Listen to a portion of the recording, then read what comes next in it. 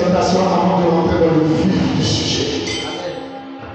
Paul va dire dans le livre de 1 Corinthiens 2, il dit car je n'ai pas eu la pensée de savoir parmi vous autre chose que Jésus-Christ. Jésus-Christ crucifié. Qui est Christ pour nous les enfants de Dieu, pour le monde, pour l'humanité? Il est le salut de l'humanité. Amen. Il est le Dieu véritable. Et je voudrais dire à quelqu'un ce soir de s'accrocher à Jésus-Christ. Jésus-Christ doit être la clé de ta bénédiction. Amen. Il doit être la clé de ton succès, Alléluia. de ta réussite. Amen. Il doit être ton chemin, Alléluia. ta vie et Amen. ta vérité. Amen. Hors de Jésus, il n'y a point de succès. Amen. Hors de Christ, il n'y a point de véritable bénédiction. Amen. Frère de Jésus-Christ, ta vie de tous les jours, Amen. ta vie ne sera plus jamais la même. Vérité. Laisse-toi conduire par Christ. Amen. Que ta réflexion soit Christ. Que ton regard soit sur Jésus-Christ. Amen. Et nous devons avoir continuellement notre regard sur Jésus-Christ. Amen.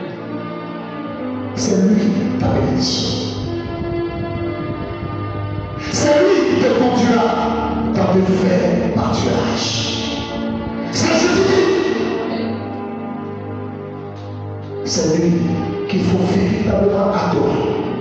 Servir véritablement. C'est lui pour qui tu dois te sanctifier continuellement. La sanctification, c'est laquelle nul ne verra Jésus-Christ. Ta vie doit être continuellement agréable à ses yeux. Ne fais pas de Jésus-Christ ton chiffon. Ne fais pas de Christ ta souillure. Il doit être ta sainteté, ta sanctification, ta pureté. Il doit être l'objet de tes pensées.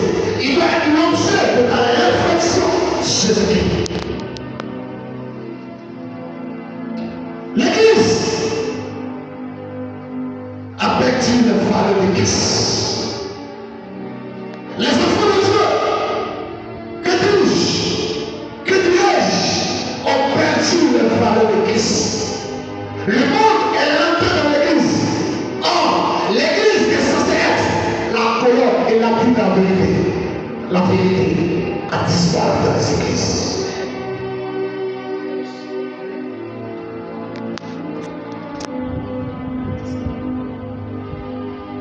Nous nous sommes laissés gagner par nos sentiments, par nos émotions. On dit c'est pas grave, Dieu va faire. Et l'Église meurt. Et les enfants de Dieu qui sont censés prêcher la vérité de Dieu. Où sont-ils? Où sont-elles? L'Église a perdu son repère qui n'est rien d'autre que Jésus. Le psaume 127 nous dit, 127, si Yahweh ne bâtit la maison, ceux qui la bâtissent Travail en vain. le monde ne pourra jamais avancer sans Christ. C'est Christ qui te fera avancer. C'est lui qui te fera réussir dans ce que Alléluia. tu désires dans ce monde-ci. Amen. Mais si tu le perds de vue, il te perdra aussi. Si tu l'abandonnes, il t'abandonnera. Mais si tu te rapproches de lui, il se rapprochera de toi. Il dit, je vois celui qui est là. Je m'approche de celui qui s'approche de moi. Mais si tu t'éloignes de lui, par ta méchanceté, il s'éloignera de toi aussi.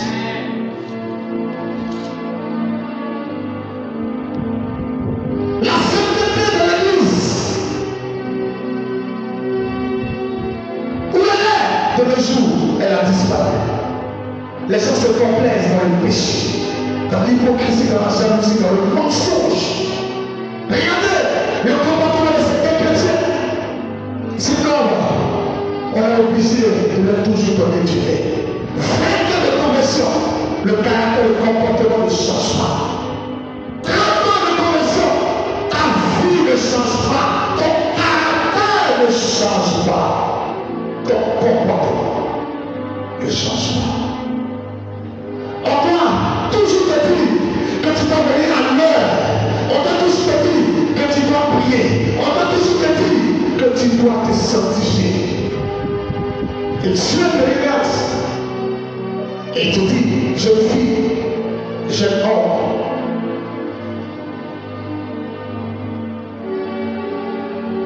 livre ton cœur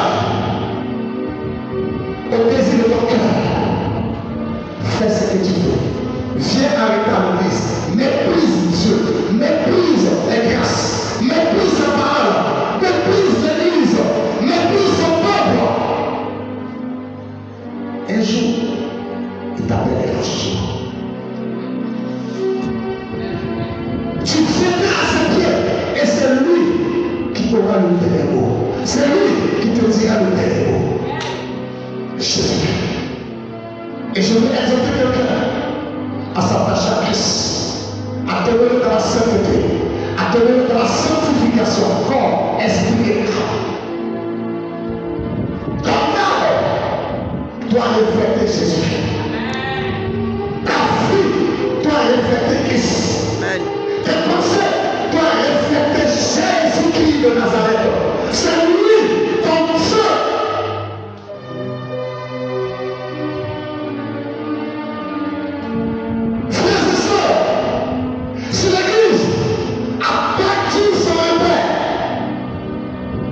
Ça sera la catastrophe. Reviens à ton premier amour, Église, encore une fois. Reviens à ton premier amour, l'Église de la nation. Ton Dieu t'appelle à lui. Il est temps que tu reviennes, que tu retournes à la maison. Abandonne le péché.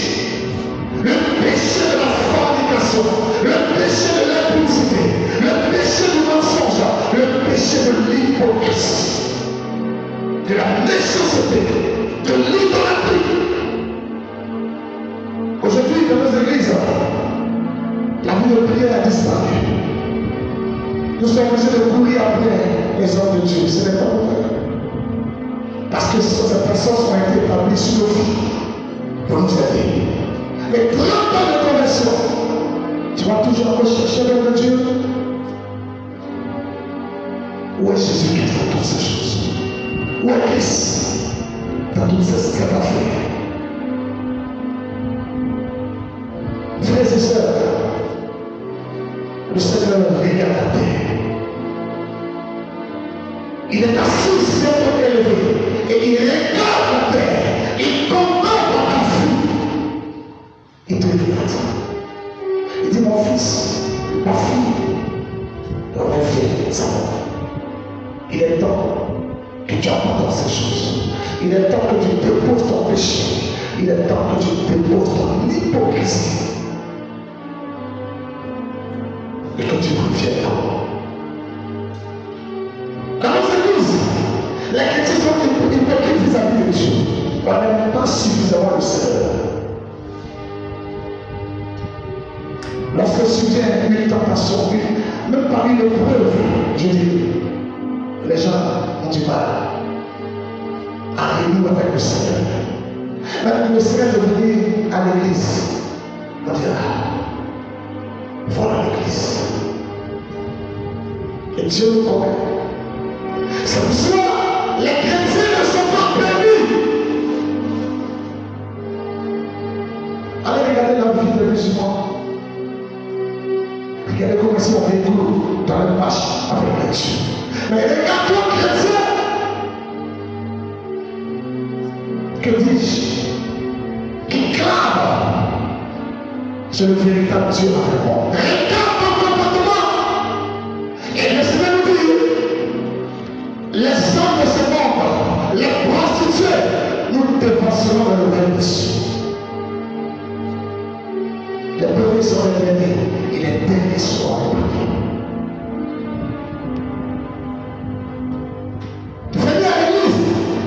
est devenue corvée pour chacun de nous. Une corvée, une difficulté.